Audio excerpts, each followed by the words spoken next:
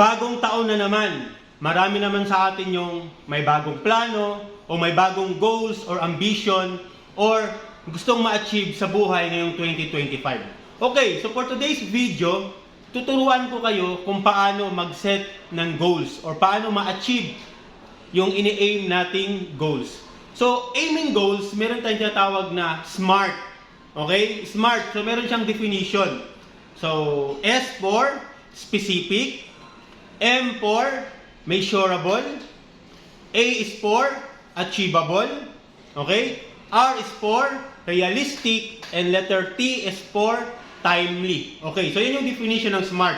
Specific, measurable, achievable, realistic, and timely. So, paano natin may apply yung definition na SMART? Okay, ngayong 2025. So, alam natin maraming nagsiset ng goals, maraming nagpaplano. Okay, first, dapat specific tayo. Okay, so letter S, specific.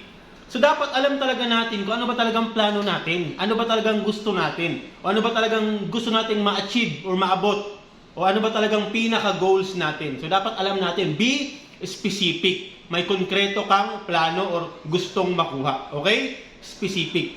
And then, letter M. So, dapat measurable. So, kung ano man yung specific mong plano, dapat alam mo sa sarili mong kakayanin mo. Pag nag-exert ka ng effort, pag ginandahan mo, ginalingan mo, alam mong makakaya mong makuha. Measurable siya. Natatansya mo dapat. And then, letter A. So, dapat achievable. So, huwag ka lang mag-set ng goals na parang napakataas na alam mo naman hindi mo kayang maabot. Well, hindi naman masama mangarap or mag-aim ng mataas. Pero alam mo naman, it requires really a lot of pressure, hard work, or etc. So, dapat mag-aim ka ng, alam mong achievable mo lang. Alam mo sa sarili mong achievable talaga siya. Okay? So, aside from achievable, dapat realistic. So, ibig sabihin, makatotohanan. So, huwag ka lang gumawa ng plano or mag-aim ng plano or may gusto kang gawin na alam mo namang hindi makatotohanan. So, dapat, dun ka talaga sa realistic. Okay? Dapat makatotohanan yung gusto mong marating. At the same time, the lastly is letter T, which is timely. So, lahat ng plano natin, lahat ng goals natin, dapat meron siyang time frame. Okay? So, dapat meron siyang intention or talagang may dulo. So, let's say, nag-start ka ng January, di ba? Marami sa atin talagang January nag-start. So, dapat after 3 months or 6 months, dapat na-achieve ko na yung tina-target ko. So, dapat ganun, may time. Hindi yung, basta whole of December, whole of 2025, dapat maabot ko to.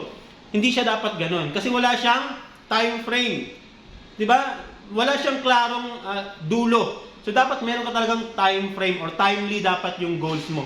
So, dapat after 6 months, end of the month, o after 3 months, dapat ma-achieve ko ito. Okay? So, dapat ganun. So, laging tandaan sa pag-aim ng goals or achieve ng goals, tandaan dapat smart tayo. Specific, measurable, achievable, realistic, and timely. Okay? So, sana may natutunan. Please follow and share and like naman po. Mindset